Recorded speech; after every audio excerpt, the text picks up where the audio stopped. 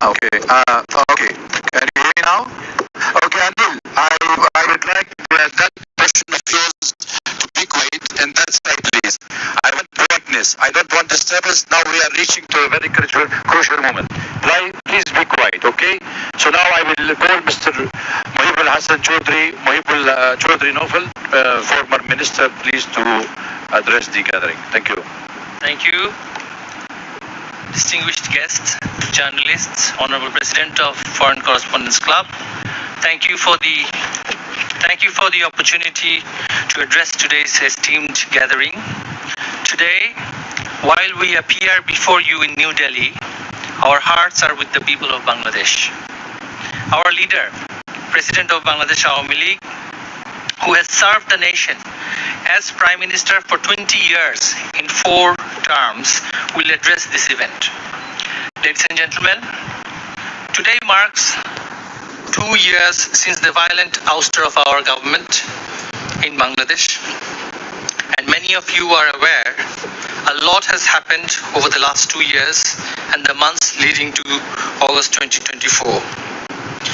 When the uprising against our government began, our young people were told violent ouster of a government will lead to a discrimination-free Bangladesh. Instead, the past 2 years have left our country deeply divided and in a state of anarchy and chaos. Hope had been replaced with hate. Dreams have turned into nightmares. Prosperity have been replaced with poverty. Justice have been replaced with revenge. Ladies and gentlemen, today, through our leaders' address and presence, we urge our citizens. We cannot continue on this divisive and destructive path. It is time we chase unity over division, harmony over hatred, dialogue over confrontation, and justice guided by rule of law, not revenge. Ladies and gentlemen, today, across Bangladesh, millions of our citizens are struggling with high inflation and unemployment. Opportunities for young people are shrinking. Violence against women and children, journalists, lawyers, business people, and ethnic and religious minorities continue unabated. Anarchy and chaos rule society, not politics.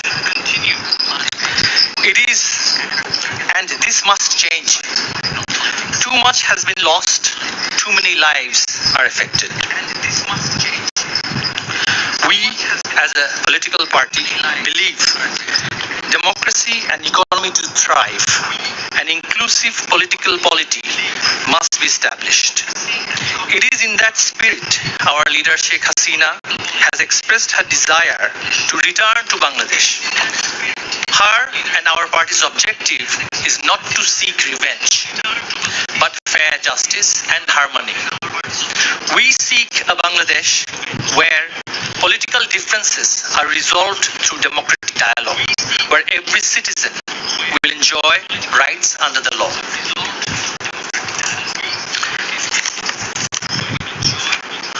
Ladies and gentlemen, as a political party that has served Bangladesh for decades, we recognize no government is without shortcomings. We recognize and acknowledge leadership requires humility, accountability, and the courage to learn from success as well as failure.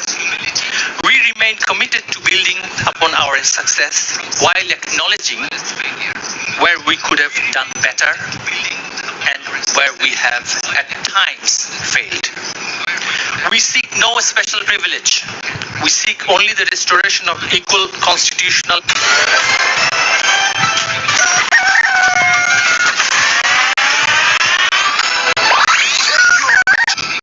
institution of Bangladesh to uphold their responsibilities with fairness, neutrality, professionalism, and fidelity to the rule of law.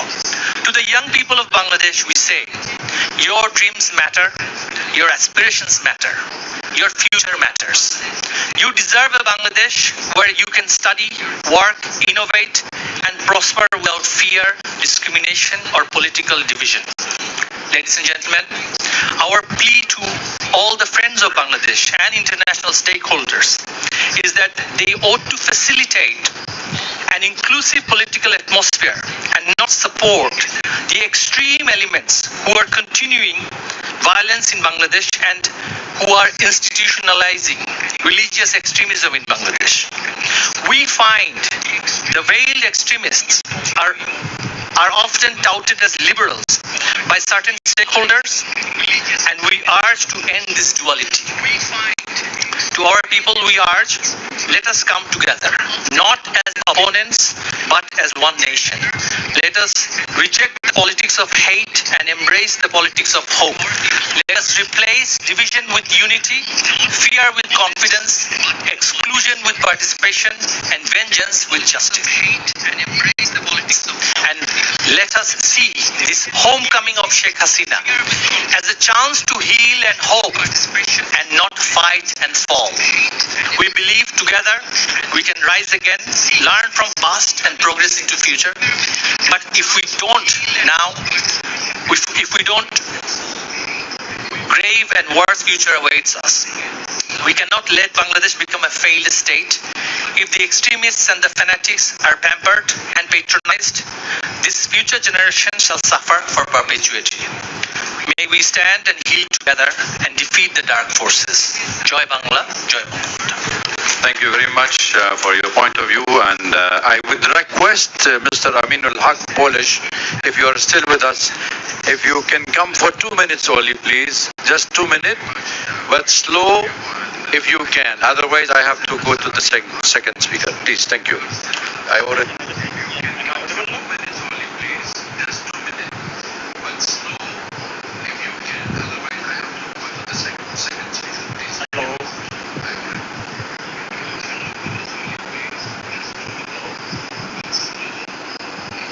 We can hear you. Let me wrap up in this way. So there are several current incidents that indicate that Islamic terrorists and the militants are directly active in the field. Still, government is denying the fact, and it doesn't start overnight. It starts right after 5th August 2024. Militant leaders have been bailed and released. They came to the public sphere. They have become active again.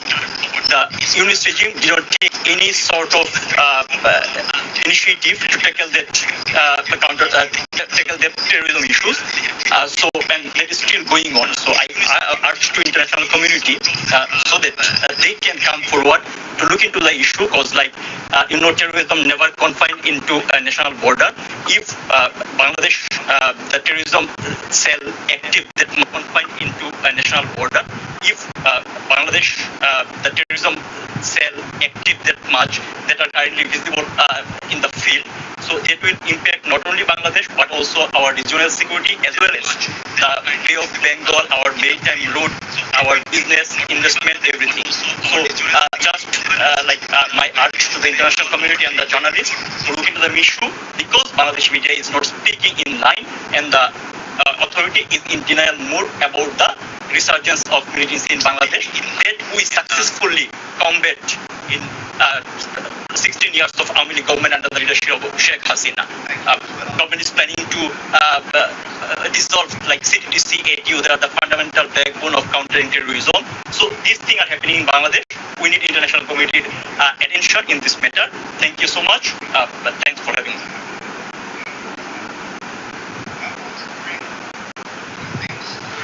May I now request the key speaker, Mr. Sajib Wajid Joy, former ICT advisor to the Prime Minister of Bangladesh. Please speak slow and soft so we can hear you all. Thank you. Thank you very much, Dr. Awad, for the kind introduction. Thank you as well for the National Press Club for hosting this event. Honored to be here today. You've heard the other speakers speak a little bit about what is happening in Bangladesh and what has happened. I want to bring a few things to everyone's attention, and this is something I believe that the international community needs to focus on. First of all, you have heard the refrain again and